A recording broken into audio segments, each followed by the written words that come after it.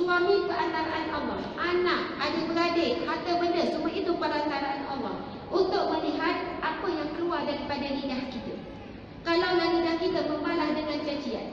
Saya teringat satu ketika Sayyidatina Aisyah cemburu dengan Safiyah. Safiyah ni dikatakan oleh para ulama sirah, isteri Nabi yang paling cantik adalah Safiyah. Tapi dia punya postur badan dia rendah sikit. Lalu Fatimah kata, "Ya Rasulullah, cukuplah bagi kamu Safiyah yang pendek tu." Sebab rasa cemburu, "Ya Rasul, cukuplah bagi kamu dadahlah Safiyah yang pendek tu."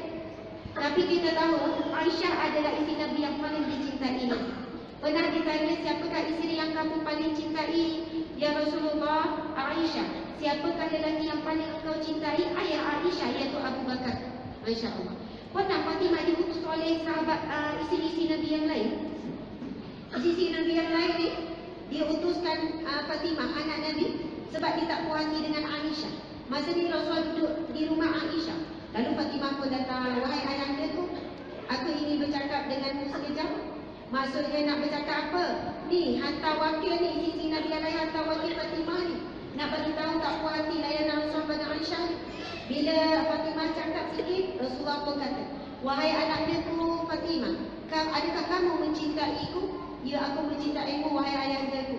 "Kalau kamu mencintaiku, tolonglah cintai orang yang aku cintai." Masya Allah.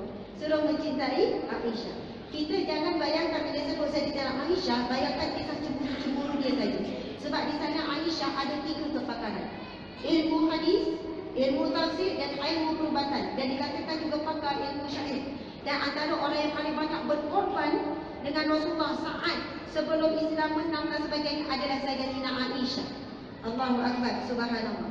Aisyah ni dia punya cucu, walaupun cerita hadis Aisyah akan buka aib dia, dia tetap akan cerita pada kita supaya jadi panduan kepada wanita hari ini.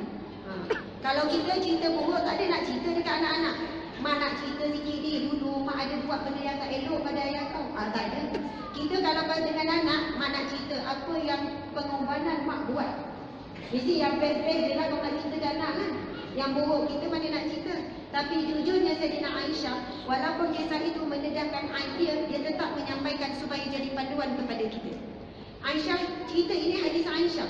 Suatu ketika aku rasa cemburu terhadap Safiyah, lalu aku berkata, "Ya Rasulullah, cukuplah bagi kamu Safiyah yang pendek tu." Lalu Rasulullah pun sebut, "Wahai Aisyah, sekiranya kata-kata kamu ini, sebut pendek, kata pendek tadi tu, direndam dalam satu lautan, maka dia akan membusukkan satu lautan itu." Bukan mati rambut ni. Bukan sebut suami pemalas ke, suami ini ke, suami ini ke, sampai suami kecil hati. Padahal semalam suami tu perajin, hari tu dia ada masalah sikit. Dia tak sanggup dia punyakan dekat. Tapi kita punya mulut lansam semua. Awak ni daripada kahwin sampai sekarang tak berubah-ubah. Bahaya kita orang perempuan. Padahalnya bukan selalu, sekali-sekala. Tapi kita semua, lansam semua daripada awal kahwin. Sebab ada sesuatu yang menguji sabar kita pada hari tersebut. Jadi Nabi tegur, perkataan pendek tu Aisyah, kalau direndam dalam lautan akan membusukkan satu lautan. Bayangkan kata-kata kita. Sebab itu Nabi sebut dengan rasa sedih di hadapan para wanita sekalian, sesungguhnya aku diperlihatkan gambaran ahli syurga. Dan ramainya di kalangan ahli syurga itu, di kalangan al-fuqara, fakir miskin. Tapi fakir miskin yang macam mana? Yang redha dengan kemiskinan, yang sentiasa berusaha supaya keluar daripada kemiskinan tapi tetap miskin, dan dia juga adalah orang yang soleh. Maksudnya dia tetap jaga solat, jaga aurat dan sebagainya. Bukan syarat miskin dia boleh masuk syurga, tidak. Sebab itu akhirnya Nabi doa, Allahumma ahyini miskinan wa amitni miskinan wa syurni ma'a miskinan. Ya Allah, bangkitlah aku di kalangan orang miskin, hidupkan aku sebagai orang miskin dan matikan aku sebagai orang miskin. Doa Nabi ni masa ni Nabi duduk di kalangan para sahabat yang sangat miskin. Di rumah mereka tak ada sebiji tamar pun. Baju mereka berkongsi suami isteri bila nak solat berdiri-diri. Nak cakap betapa miskinnya. Tapi bila Nabi sebut macam tu, Allahumma ahyini miskinan, hidupkan aku bersama dengan orang miskin, matikan aku bersama orang miskin, bangkitkan aku bersama dengan orang miskin. Sahabat-sahabat yang miskin dirasa bahagia, ya Allah, rupanya Nabi suka kami ni, Nabi sayang pada kami. Tapi kita kalau diberi pilihan nak miskin ke nak kaya? Semua sepakat ijma' ulama' nak kaya. Walaupun Nabi sebut doa Nabi macam tu, walaupun Nabi sebut di dalam syurga Allah namanya Al-Fuqara, tapi kalau aku miskin. Kita tak sampai tahap macam tu. Kita takut. Kita nak, ya Allah, jadi kalau aku kaya aku akan bersedekah. Macam tu lah ayat kita. Kita nak ikat supaya sedap hati. Tetapi subhanallah, kalau di kalangan kita ada orang yang susah, ada yang miskin, berbahagialah. Sebab Nabi sangat bangga dengan kalian. Nabi ingin hidup bersama dengan kalian, dan Nabi ingin bangkit di akhirat kelak bersama dengan kalian. Subhanallah, Allahu Akbar, Masya Allah. Jadi banyak cerita dalam cerita, betul tak? Sebenarnya masa pun dah habis kan. Saya baca je dah ni macam ada cerita tergantung tadi. Nabi sebut, dan aku melihat pemandangan dalam neraka, dan aku diperlihatkan ramainya di kalangan ahli neraka itu di kalangan wanita. Lalu wanita menangis bertanya, ya Rasulullah, kenapa wanita paling ramai di dalam neraka? Kerana dia kurang bersyukur kepada suaminya, kurang bersyukur kebaikan suaminya, dan kerana dia banyak menyakiti suaminya dengan lidahnya. Ni bisik-bisik ni nak suruh Ustazah berhenti. Betul kan? Macam mana? Okey. Okey, insyaAllah. Dan mesti kata Ustazah Harah tu biar rajak sikit. Biar dia habis nampak. Ustazah tu biar habis 11 Okey, insyaAllah. Okey, subhanallah. Saya nak baca habis hadis ni. Sebab kita dah dengar penderitaan, lepas tu saya stop. Okey? Boleh percaya tu. Okey, bismillahirrahmanirrahim. Wahai ayahku, apakah kesalahan dosa perempuan yang kedua? Okey, Rasul kata, perempuan yang digantung dengan lidahnya adalah mereka yang mulutnya sering mengeluarkan kata-kata yang menyakiti hati suaminya. Isteri yang seharusnya bertutur kata yang baik, lemah lembut dan santun terhadap suami, sering melontarkan umpatan. Mohon terasa. Kadang umpat dengan anak ni. Anak telefon kebetulan bergaduh dengan suami. Mak, apa khabar? Baik. Anak gancam tu baik tu bukan baik? Baik. Kenapa mak macam lain macam je? Ada orang tua kat rumah ni lah. Dah bagi orang tua pada suami dia. Bapa kau lah. Kenapa? Mak ni kan nak cakap ni, mak sabar dengan ayah kau ni daripada awal kahwin dulu. Dia start cerita mukadimah nak beritahu dia menderita sangat. Selama ni mak simpan, tapi akhirnya mak dah tak boleh tahan lah. Tambah lagi orang perempuan suka drama.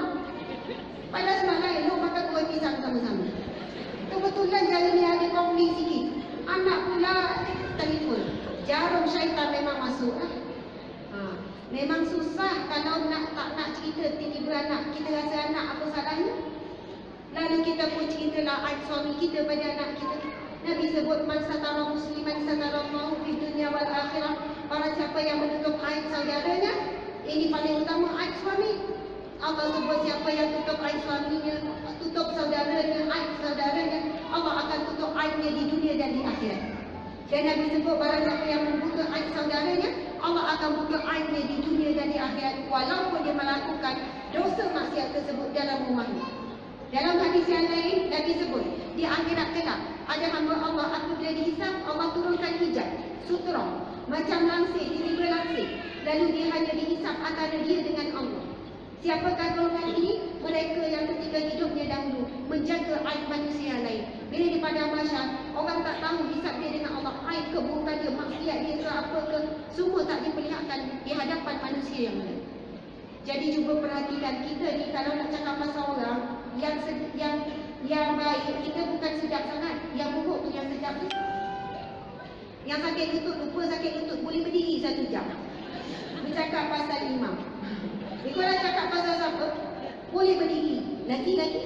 Astagfirullah. Macam tu ya. Allahu Akbar. Memang mengumpat ni sedap. Jangan orang mengumpat dia tersengguk-sengguk. Jangan. Mengumpat ni kalau ngantuk boleh sedap. Tapi kalau baca ilmu, suara kuat macam ni pun boleh lagi ni. Itu ciri-ciri jiwa yang tenang. Okey, subhanallah, Allahu Akbar. Okey. Kita tengok seterusnya Nabi kata, sering melontarkan umpatan, celaan, hinaan dan kata-kata yang kasar. Itulah pembalasan yang setimpal dengan perbuatannya. Adapun perempuan-perempuan yang digantung dengan puting payudaranya itu adalah perempuan yang menyakiti suaminya di tempat tidur. Dia suka menolak ajakan suami di tempat tidur tanpa alasan yang jelas. Penting sangat ibu-ibu sekalian, Masya Allah. Ramai mana nenek-nenek wan-wan, dia letak cucu kat tengah. Lepas tu bila suami nak sentuh, dia punya jadi current, zep-zep. Apa je kan? Istighfar. Suami istighfar. Mengucaplah pada tak lama dah hidup ni. Saya dulu baru cara rumah tangga, ramai orang tua bergaduh depan saya. Saya baru nak mencelah kan. Pakcik kejap. Ustazah tu bukan pengalaman banyak sangat. Ustazah tu duduk diam. Sebab orang tua, walaupun aku. Saya dulu kerja memang begitu, dengan masalah rumah tangga orang. Belum dia cari rumah tangga, tak jabatan agama. Sebelum saya berhenti kerja, saya dijaki. Laju saya cakap kan. Bayangkan kalau saya berbebel dekat suami saya. Tak. Suami tak boleh bebel. Okey, Masya Allah. Bila pakcik ni datang, saya kata, pakcik kenapa? Ni isteri saya ni Ustazah. Dia jawab, dia kata dia menopause lah. Saya tak kira apa-apa pos. Saya kata, pakcik, menopause ni bukan dibuat-buat. Memang wanita pada umur tertentu memang akan melaluinya. Saya pun cakap berdasarkan sains gini-gini. Habis tu Ustazah macam mana? Program saya ni. Nak soto tak boleh, dia peluk cucu boleh pula.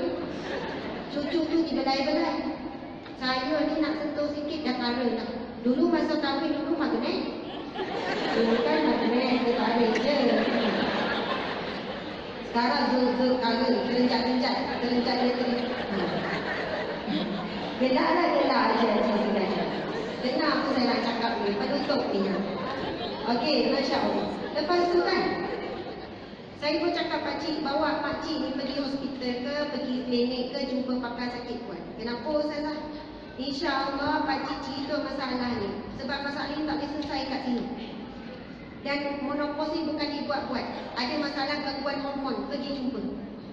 Lepas tak lama tu kan pakcik kata, yalah saya bawa lah rumah saya. Ini tanggungjawab pakcik, jangan salahkan isteri. Isteri tak normal, isteri tak sehat, emosi dia tak stabil, mesti ada benda yang tak kena, tak seimbang dalam tubuh badan.